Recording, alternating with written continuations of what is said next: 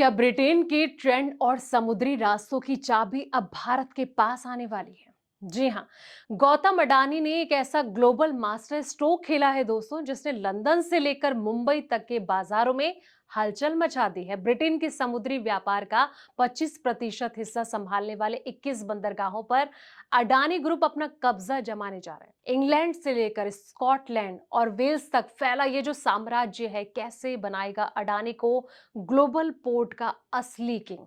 आइए समझते हैं इस मेगा डील का पूरा गणित क्या है। नमस्कार, मैं हूं आपके साथ संध्या बिष्ट और आप देख रहे हैं द इकोनॉमिक टाइम्स हिंदी। दोस्तों, अडानी ग्रुप ब्रिटेन में बड़ी खरीदारी की तैयारी में है। ग्रुप की company Adani ports and special economy zone Britain की सबसे बड़ी port operator company associated British ports के लिए बोली लगाने पर विचार कर रही है। गौतम अडानी की ये जो कंपनी है, इसने 2031 तक दुनिया की सबसे बड़ी ट्रांसपोर्ट यूटिलिटी कंपनी का गोल रखा है और ब्रिटेन में अधिग्रहण इसी रणनीति का हिस्सा है।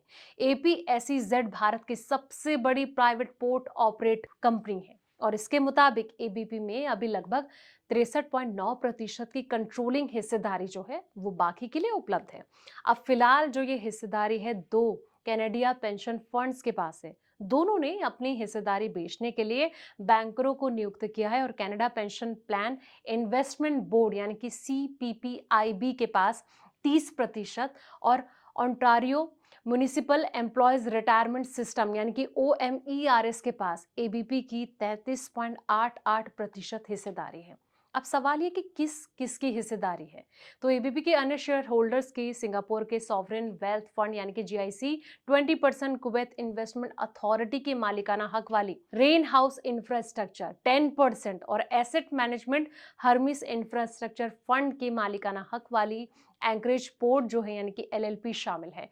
वहीं आपको बता दें कि एपीएसईजेड के प्रवक्ता का ये कहना है कि हम लगातार ऐसे मौकों का मूल्यांकन करते हैं जो कि हमारी लॉन्ग टर्म स्ट्रैटेजी के अनुरूप हो और सभी स्टेक होल्डर्स के लिए सस्टेनेबल वैल्यू बनाए रखें। पॉलिसी के तौर पर हम मार्केट की अटकलें हो गया, अफवाहों पर कोई टिप्पणी नहीं करते हैं। दोस्तों, आपको बता दें कि एबीपी इंग्लैंड, स्कॉटलैंड और वेल्स में रणनीतिक रूप से जरूरी 21 पोर्ट का मालिकाना हक रखती है और उन्हें ऑपरेट करती है। इनमें टनेज के हिसाब से ब्रिटेन का सबसे बड़ा पोर्ट इमंगम और देश का नंबर 1 एक्सपोर्ट पोर्ट जो है साउथहैम्प्टन शामिल है।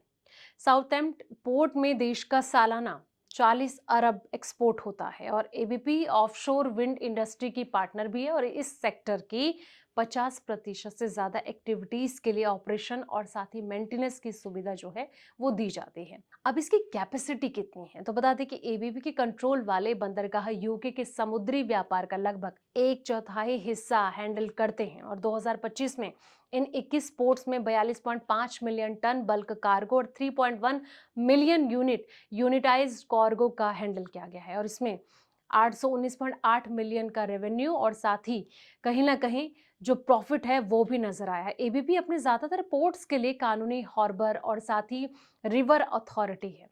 अडानी पोर्ट भारत में 15 मल्टी कम्युनिटी पोर्ट्स का नेटवर्क चलाती है जिनकी कार्गो हैंडलिंग क्षमता 653 मिलियन टन है और इसके अलावा कंपनी इजराइल में हाइफा, तनांजिया में दारे सलाम हो गया, कोलंबो और साथ ही जो तमाम ऑस्ट्रेलिया में नॉर्थ क्वींसलैंड एक्सपोर्ट टर्मिनल जैसे 4 इंटरनेशनल पोर्ट्स भी चलाती हैं। इनकी क्षमता 144 मिलियन टन है और वित्त वर्ष 26 में एपीएसईजेड ने 501 मिलियन टन कार्गो हैंडल किया है। लेकिन जिस तरीके से एक बड़ा कदम अडानी की तरफ से ये उठाया गया है, इससे आने वाले वक्त में कितना फायदा हो सकता है, इस रिपोर्ट को आप कैसे देखते हैं, कमेंट बॉक्स में अपनी राय जरूर दें। फिलहाल इस वीडियो में इतना ही। ऐसे पल पल की वीडियोस के लिए आप देखते रहें द इकोनॉमिक टाइम्स हिंदी।